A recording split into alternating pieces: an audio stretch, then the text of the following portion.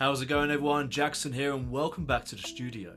Today we're diving into House of Guinness, Stephen Knight's new historical drama on Netflix. It's his second new series this year after 1,000 Blows, and this time the focus is on the storied Guinness family in Dublin, Ireland. If you mostly know Stephen Knight for Peaky Blinders, you'll immediately feel echoes of that world here. The cinematography, the set design, the tone, you would be forgiven for thinking you're back in Birmingham. But House of Guinness is its own beast, and whilst it isn't perfect, there's a lot here to admire. I'll try and keep spoilers to a minimum, but as always, you've been warned.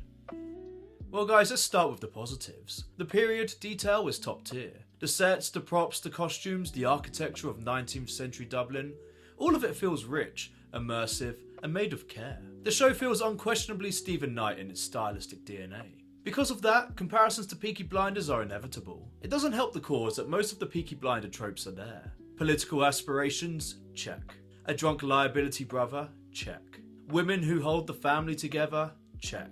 And a business iron expansion in America? Quadruple check. That said, it's important to recognise that House of Guinness isn't just Peaky Blinders in Ireland. Where Peaky Blinders was about gangsters and criminal empires, the Guinnesses are a brewing dynasty. Their conflicts arise from inheritance, family legacy, politics, and commerce, not street gangs. Any nefarious activity that needs to take place is mostly left to loyalist Sean Rafferty, who is a standout in the season. Chain is only as strong as its weakest link, and we have some weak links among us. But because of this, some viewers might find the pacing slower and the drama less explosive compared to Tommy Shelby's world. In fact, if you are expecting Peaky Blinders 2.0, you will be disappointed. For me, the acting is what really makes House of Guinness work. Anthony Boyle as Arthur Guinness, Louis Partridge as Edward, and James Norton as Sean Rafferty carry much of the weight, and they're fantastic. I have to give a special shout out to Jack Gleeson, who has made a triumphant return to screen acting this year. Between this and The Sandman, he's proven he's far more than just Joffrey Baratheon. You Irish? I am? Yeah, I am. I'm from Dublin. You Catholic? Fuck. And talking of Game of Thrones, I never thought I would see Roose Bolton become a butler, but Michael McCatton does a fine job playing the Guinness butler. The rest of the supporting cast, especially the female roles, all pull their weight as well, and it's a very well balanced ensemble overall. Now to the tougher territory. This series opened strong.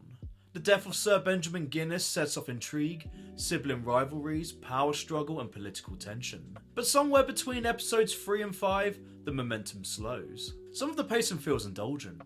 Family subplots, courtship, nationalistic politics, class tensions, and brewing conflicts all weave in, resulting in too many threads at once, and the show is borderline bloated. It never lost me completely, but you do notice the drop in momentum, and a tighter focused story may have been better overall, especially if they are planning multiple seasons. I also wasn't crazy about the music choices.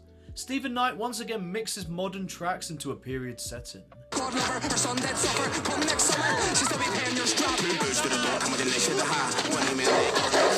Sometimes it works, sometimes it really doesn't. And for me, a few of the picks felt jarring. One particular band's inclusion will also raise eyebrows for some of you out there, but it works with the theme of the show and the fight for independence. On the plus side, I love that the show uses the Irish language, leans into authentic Irish casting, and makes history and culture feel like a real part of the world. It adds texture and authenticity that really works. However, I do have one final frustration.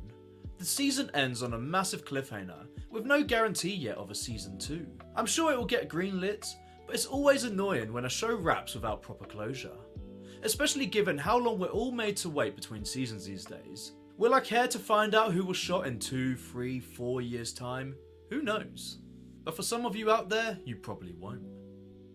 So the big question, is House of Guinness worth watching? Absolutely. It's not perfect, the pacing could be tighter and the story more focused. And if you're expecting Peaky Blinders 2.0, you will be disappointed. But if you take it for what it is, a well-acted, stylish, historical drama about the Guinness family, with strong characters, beautiful set design, and an authentic Irish flavour, then I think you'll enjoy this one. Either way, the Irish should be thanking Stephen Knight and Netflix, as I think this show will boost tourism in Dublin and the Guinness storehouse tenfold. Now it's your turn to let me know what you thought.